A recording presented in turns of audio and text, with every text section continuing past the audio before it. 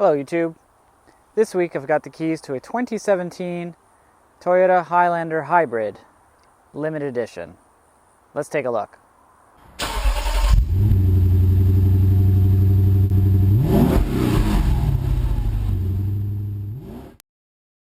This is the new 2017 Highlander Hybrid, as I mentioned. Front end's a little bit different from the non-hybrid model, and you can see that kind of with the LED surround on the headlights whenever you see it coming down the road. It's kind of a mid-size to large-ish SUV. This one is 7-passenger, and it is also available in the 8-passenger configuration. So the way this one is configured, you've only got 2 captain seats in the middle. The middle row, and the third row, of course, is a bench seat. Of course, there's not super amount of space in that back seat, but there's enough space for a couple of kids anyways. So it's not a bad looking car. This is Ooh La La Rouge Mica, I believe is the name of the color. It's basically a dark kind of purpley color, really. Not really red at all to me. As I mentioned, it's the limited edition trim, and it is a hybrid. It is all-wheel drive. This one is $58,000 before taxes. That's Canadian. That's $57,800 to be exact. And of course, you've got power tailgate, and this is your trunk area, which is fairly large. And we've got a windshield washer fluid here. It kind of gets in the way. So you've got some storage here for some items, and as well as your tools and that to change your tire. And the tonneau cover actually stores here and then hooks in up here if you're not going to be using that other row, so you can put that tonneau cover in there, cargo cover, which is really nice.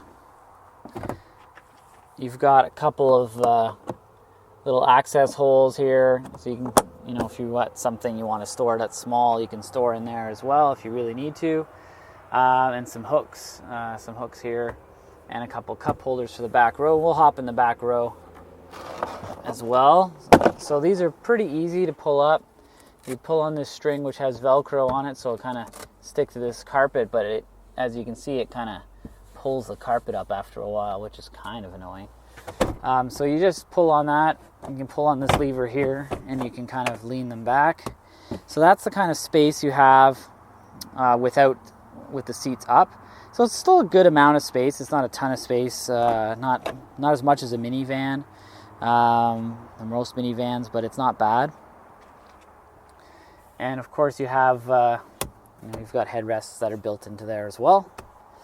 And if you pull on that, push that down, there we go, and then you pull on that, and you can flip them back into the floor. And I'll show you how to do that from the other side as well. So the back seat here, you've got, as I mentioned before, you've got captain's seat instead of a bench, and you've got this nice tray in the middle that kind of flips up, flips down. Then you've got armrests that flip down, so you can walk through the middle here. If your smaller kids who can just walk through the middle, they don't need to flip the seats down.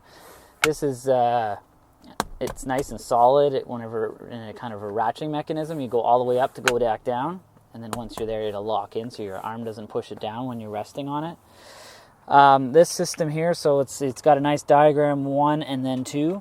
So pull 1 to flip forward, and then you pull it ahead, and then you can step in here, and you can pull these seats up if you need to, like that. And then sit in there, put the headrest up, or it's going to be jammed in your back, and then pull this back. And as you can see, it's kind of cramped, and it can go back a lot further than that even, but that's kind of where your seating position is. So I did have a couple of kids, a 12-year-old back here, and I believe even the 18-year-old sat back here, so they didn't complain. So you can fit a couple of kids, and it is pretty easy to get in and out. And from here you can see the gigantic sunroof that this has as well. And you've also got nice vents and those previously mentioned cup holders.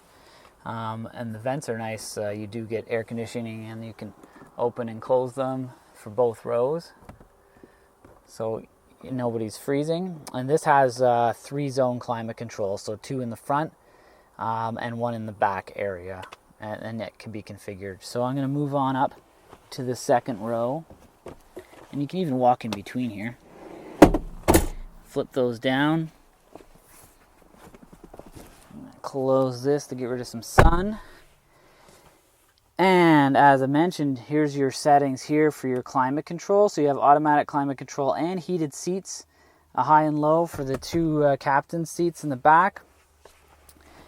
Way down here in the bottom, we've got 2 USB ports with 2.1 amp power and a 120 volt household plug as well. So lots of power for your devices, and some map pockets, so a bit of storage, and that nice tray which pulls up. Nice big cup holders and like a phone holder or whatever. You can put something there, a notepad or an iPad or whatever. So it makes it kind of it's kind of wide, which makes it really comfortable actually in the back here. You can kind of look at this leg room. If you don't have anybody behind you, you can kind of lounge out, no problem. And if you pull this forward, so this does come forward, which gives the back people some more leg room, and it's still not bad. I mean, it's still pretty good. And you've got quite a bit of adjustment as well. So depending on how tall they are back there, you can kind of adjust that. If we take a look at the front here, kind of a nice front dash area, and again, because it's easier to see from here, I'm going to show it from here. You've got USB here. That's your input for your audio system, as well as your auxiliary, and then 2 charging cable USBs, 2.1 amp, which is really strong, and then a 12 volt power adapter here. Also down here in the front, you've got your traction control off, your eco mode on and off, and your EV mode, because this is a hybrid, and you can put it in EV mode, so it forces into EV under 40 kilometers an hour. I don't really see much point in it. If you just drive carefully, it'll stay in EV mode if that's the case. A couple cup holders, and also easier to see from here, you've got heated and cooled seats with 3 levels for the driver and the passenger. So let's head up front to show you the rest of what we've got up there. So up front, I just turned it on. You get the beeping for your seat belts. The air conditioner is going to go full blast because I've got it set to 22 and it's pretty hot in here. I'm just going to turn that off so we don't get too much wind sound. We've got this great storage area here. It's really huge, and it's got this double flip down thing. Now, hopefully you can kind of see that. It's got a nice large container and another 12 volt outlet down there. You could put a ton of stuff in here. Laptop will easily fit in there unless you've got a massive one. And so, if you got something quick you want to grab, you can do it that way, or pull this side. And it's also padded, really nicely padded, so it's comfortable on your arm. There's this nice shelf here, to put your phone or whatever to charge with the adapters that I showed down at the bottom. And there's like a plug here, so you pop that out, and then you can run your wires, and then run your wires through there, so you can keep it kind of nice and neat, so it doesn't look like a mess. That sunroof, panoramic sunroof, as I mentioned, and you've got a slide automatic screen that'll cover that. And of course, the sunroof also opens and closes one touch. You've got a sunglasses holder here, and what they call a kid monitor back if you flip it halfway down as well. Also up top, you've got your sun visors with mirrors on them and a light on both sides. So mirror and a light. And so that's pretty much it up here. Let's look down in the dash area. We've got your typical analog kind of dash with your speedometer and your fuel gauge and trip. You don't have a tach on this. What you have, because it's a hybrid, it'll show you if the vehicle is charging or if you're using your engine power or if you're using your hybrid power. And you kind of want to keep it in that green section. That's your most economical way of driving. If you can keep it in the green and you're going slow, the engine won't turn on. This vehicle has a ton of stuff, lane departure warning and assist as well. So if you cruise over the line, it'll pull you back. It's got blind spot indication. It's got cross traffic alert. It's got automatic headlights. It's got automatic brights as well. It's got a heated steering wheel. It's got parking sensors, backup camera, surround view, which I'll show. I might as well show that now. So we hit the surround view camera. Look at this cool thing. It spins like a view of the vehicle all the way around, so you can see all the way around your vehicle. And then it kind of gives you an over-the-top view, and you can, back away so you can see what's going on. And if you flip this, you can see another 360 view. So if there's something around you, if you're close to a curb or close to another car or a building or something, you can you can pause it and you can see, hey, what's that exactly? And then press play. And then if you stick it in reverse, you can also get the different views here. So you can have just the backup camera view, one of these buttons. So that's your backup camera view. And then you can also have the closer kind of backup camera view where it just shows your bumper. And then the 360 view. So it shows you the 360 here. And I've got my lines on. And it'll show you the backup camera as well. So if you back up, so that's not turning. And then if you turn it on like this, it'll show you it turning. So that's kind of cool. You have a choice. So I don't know why you would turn it off, because the turning is really, really useful. And it even shows it to you on that screen there that it's turning. So you can see what's going to happen. And if you hit that, you can kind of zoom into an area, which is really freaking cool. I haven't seen that on any other car, unless I haven't touched other screens on other cars and just really didn't notice. Besides that, you've got other apps. These are kind of touch sensitive. They look like buttons, but they're touch sensitive. Get that out of reverse. So you can go under apps, and then you've got navigation, phone, and it will read your emails to you and your text messages. Under eco is the kind of the important hybrid thing that it'll show. As you're driving along, it'll show you your battery, if you're charging or you're pulling from the battery, and it shows your electric motors and your engine as well. You can also see your trips and your past trips and your energy usage and things like that in there as well. So lots of stuff, lots of information in there. If you're not used to it, you kind of take a bit to get used to these things. On the steering wheel, I mentioned what we have in here, and we've also got this other screen in the middle, which will show you your average fuel economy, and I'm averaging 9 liters per 100 kilometers, which is pretty good for a larger SUV. I do a lot of highway driving. Whenever I was driving in the city more, I was actually averaging around 8.5 liters per 100 kilometers on this vehicle. And as soon as I just kind of drove more highway, it doesn't use the hybrid as much. So it's not quite as good on the highway. The hybrid's not as useful on the highway, I should say. And it'll show you your range and your energy usage. It also shows you, a warning that you're getting tired and you should stop driving and take a break. And there's a whole bunch of screens in here. I could be showing you this all day. There's different screens in here. And you've got, this also has a radar cruise control, which you can set your distance when you set your cruise. So radar ready, and then you can set your distance. So close, closer, not so close. And you can also cancel the radar by holding the button in, then you'll have regular cruise instead of radar cruise. On the left-hand side, you've got volume controls, and your radio control, as well as your talk button and your phone buttons as well. So you've got everything kind of there. This is on like rubbery leather kind of stuff, and this is aluminum trim. It looks pretty nice. Everything is really well put together. I mean, you're talking about, you know, almost a $60,000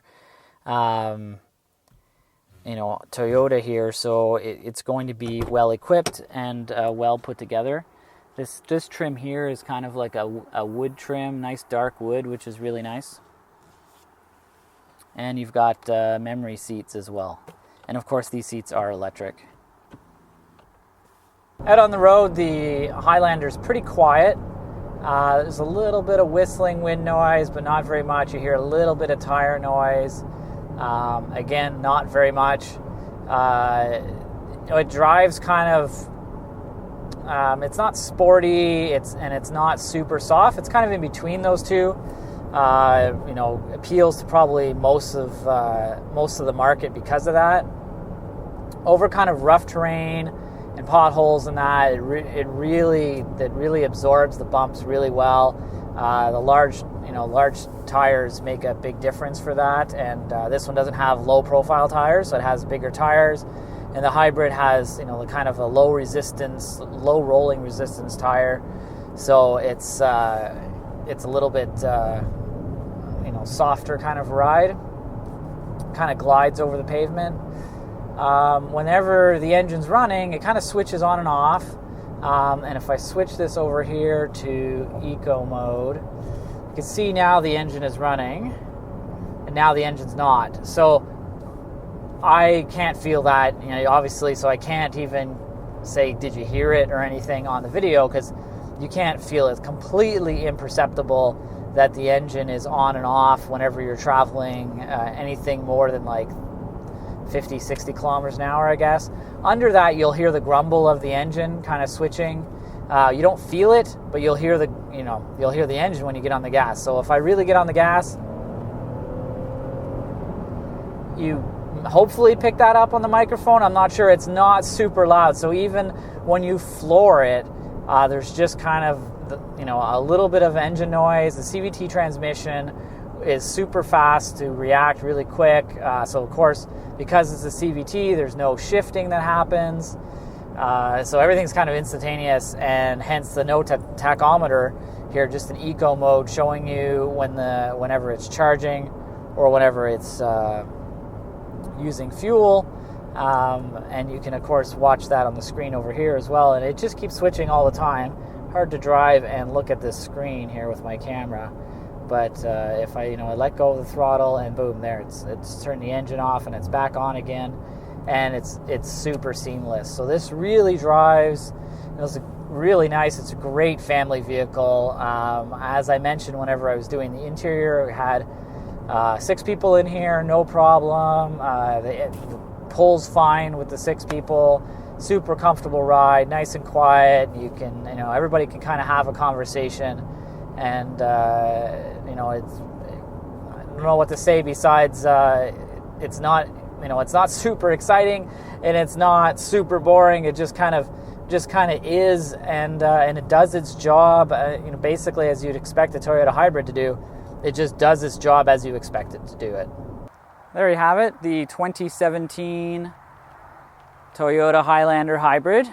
This is the limited edition again, almost 60 grand, $57,800 Canadian plus tax, so you're going to be at 65, quick math. And it's really nice. It does ride very quiet. It's getting reasonable fuel economy for the size. If you need the 7 seats, that's super useful. If you don't need the 7 seats, but you just want the cargo space, it's got a ton of cargo space, and of course it comes with that cargo cover so you can hide your stuff in there. It rides really nice with the long wheelbase. It's again quiet. The CVT transmission works well. You don't really hear the engine much. I had this loaded up with 6 people, no problem getting up to speed on the highway or anything like that. And it's comfortable over rough terrain and capable as well. So I think this is pretty nice Pretty nice hybrid, and a pretty nice choice in the mid to large size SUV segment. Thanks for watching, and please subscribe to my channel.